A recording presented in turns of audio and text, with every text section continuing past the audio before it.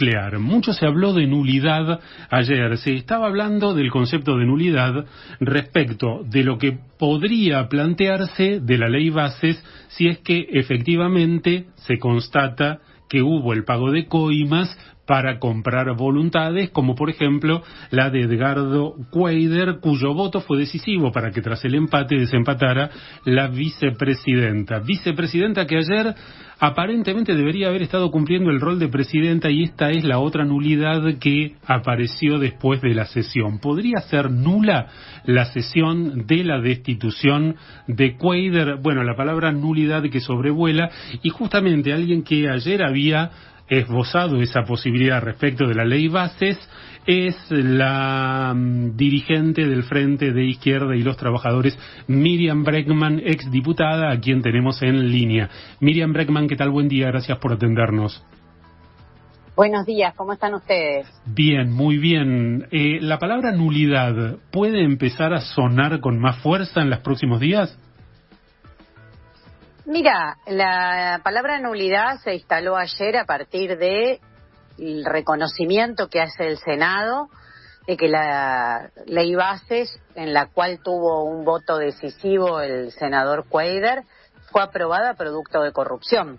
Recuerden que fue una votación muy reñida, donde cada voto valía, que tuvo que desempatar la vicepresidenta de la Nación, que solo vota en condiciones excepcionales, porque no es senadora, ella preside el Senado, y esto conformó una votación que fue al borde, porque era muy difícil conseguir las voluntades para una ley tan nefasta, tan perjudicial para los trabajadores y trabajadoras.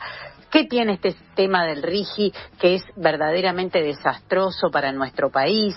Bueno, todo lo que conforma la ley Bases. Ahora, creo que una vez reconocido en el Senado que se pagaron coimas, porque si no, no lo hubiesen expulsado de forma tan express, es evidente que hay que discutir la legalidad de la norma, porque ¿qué juez puede aplicar tranquilo una norma que ya está en las mismas condiciones que la ley Banelco, que ya está manchada de corrupción y que es evidente que más tarde o más temprano va a ser cuestionada? Por eso nosotros estamos alertando, creemos que senadores y diputados la deben anular, más allá de que la justicia ya debería haber actuado, ¿no? Hay demasiados signos que vienen acumulándose de Cuéllar, de la senadora Crexel, y la justicia se toma esos tiempos tan eternos que tiene. Sí, ahora Miriam, la ley Banelco terminó sin ninguna condena, pese a que hubo un autoinculpado como el entonces secretario parlamentario Mario Pontacuarto.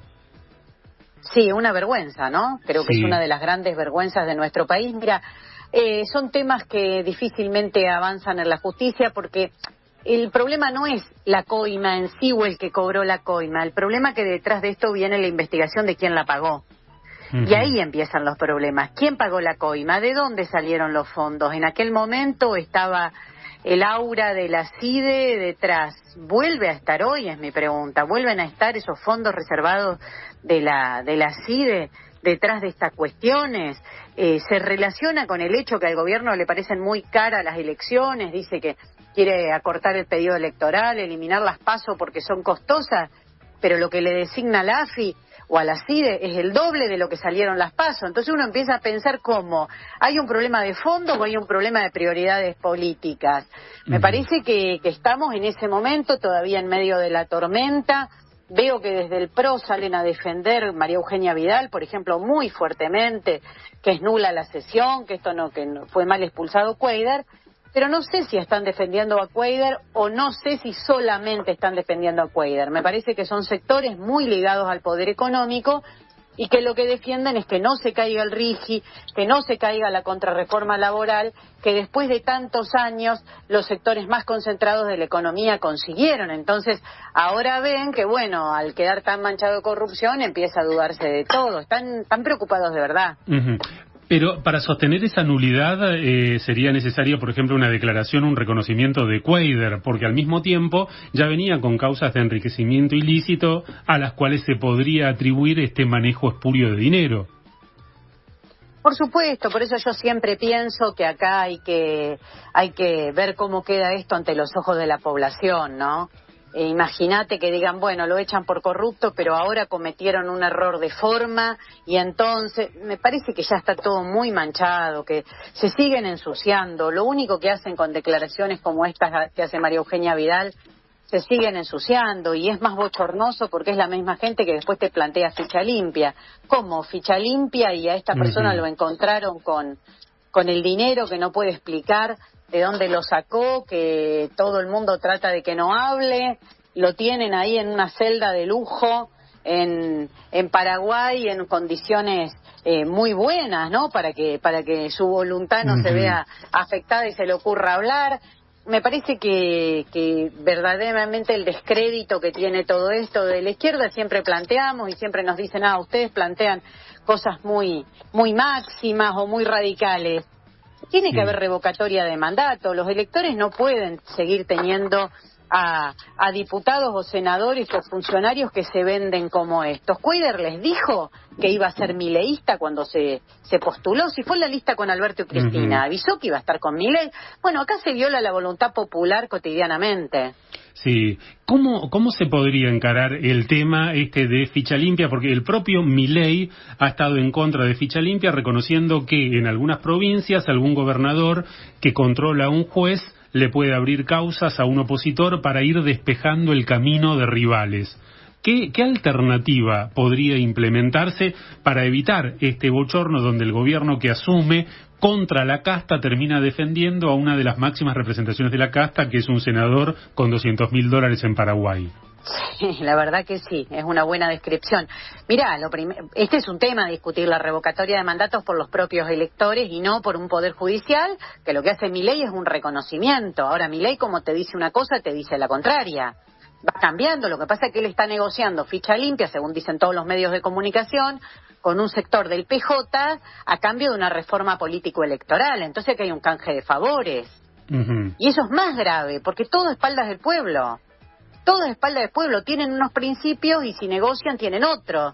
Entonces es todo muy obsceno, ¿no? Muy obsceno lo que están haciendo. Pero es verdad, llegó hablando contra la casta y yo nunca vi un despliegue de mecanismos de casta tan profundo, compra de voluntades. Recordemos que el primero que dice que hay valijas, por lo cual yo era diputada y pedí que no se inicie el tratamiento de la ley base, es exactamente por eso. Sí. Están los videos, es decir, no puedo mentir sobre esto. Es porque Milei había dicho que había valijas del tabaco, del petróleo, de las aceiteras corriendo por la Cámara de Diputados. Yo dije, ¿cómo vamos a empezar una sesión cuando está manchada de corrupción? Que el presidente aclare, que se aclare esta situación, que veamos si es verdad que corren esas valijas acá adentro y después discutamos, porque si no la voluntad está viciada. Bueno, ahora se confirma que era así. Ahora, Miriam, ¿puede ser que en el fondo esto de la no comunicación a la vicepresidenta respecto del viaje a Italia del presidente haya sido un ardid para finalmente declarar nula esta sesión y haber salvado a Cuéllar sin que se note? Bueno, pero sería un bochorno sobre el bochorno. La verdad que sería patético, ¿no? Que se sume al escándalo de cómo es encontrado el senador, que es a la defensa que hace el senador, que ahora se sume bueno, no nos dimos cuenta que Villarroel no podía presidir.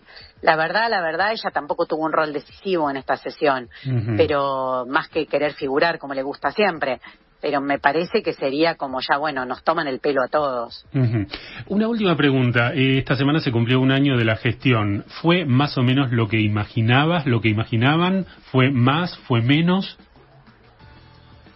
No, creo que si yo miro lo que le dijimos en el debate presidencial a Javier Milei, desde gatitos mimosos del poder económico para adelante, cada una de las cosas que señalamos se fueron cumpliendo. A Patricia Bullrich le señalé que se pasaba de bando de un lado al otro, se pasó de bando, que era una represora, actuó como una represora.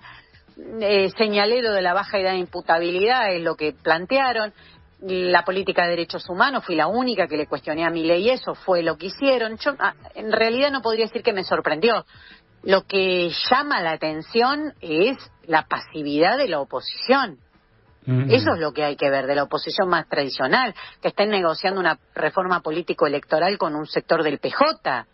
Eso es escandaloso, que la CGT cada vez que se tiraron abajo leyes laborales como la que incluye la ley base, estaba de paseo en Ginebra, en el Vaticano, siempre tenían un viajecito para hacerse.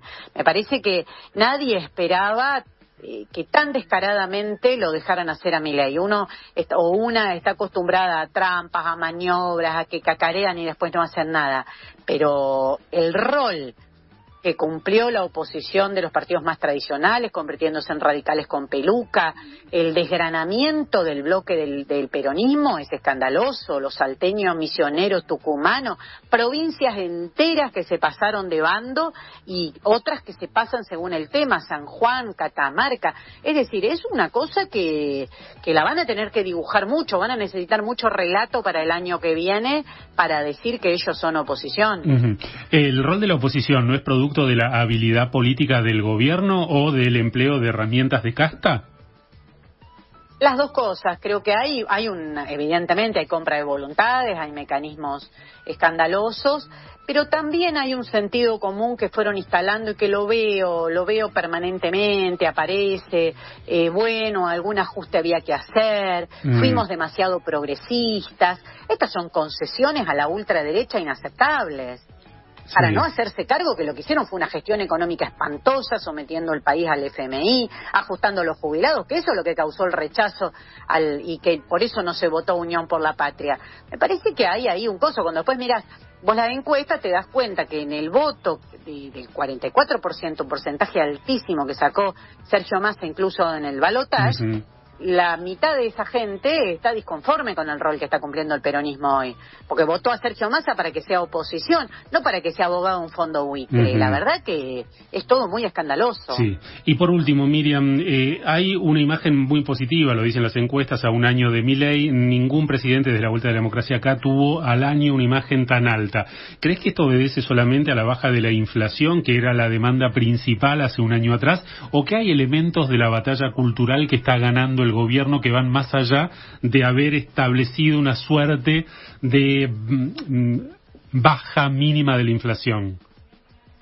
Obviamente que la inflación es algo que nos pesaba a todos, que nos pesa a todos, es algo, no se puede vivir con ese nivel de inflación, pero le asigna un rol más importante a la oposición. Si la CGT hubiese estado en la calle diciendo nos están quitando derechos, cuando te llegue el momento esto va a ser terrible, no le están dando derechos a los que no tienen, que fue algo que le dije a Javier Milei en el debate, tu programa no es darle derecho a los que no tienen, es quitarle también a los que por ahora conservan algunas conquistas de la clase trabajadora. Yo creo que sin este rol de la oposición política, Javier Milei no tendría esos números, aunque muchos de esos números los discuto porque no es lo que veo en la calle, no es lo que veo en los jubilados, pero bueno, ponele, los aceptás, no son en el aire, son producto de ver también que hay grandes concesiones como esta, de establecer sentidos comunes, algún ajuste había que hacer. Si vos le concedés eso, si vos le concedés que alguna reforma laboral había que hacer, le estás dando al gobierno un apoyo enorme. Sí. Miriam Bregman, muchas gracias. Por favor, gracias a usted. Buen día, hasta luego.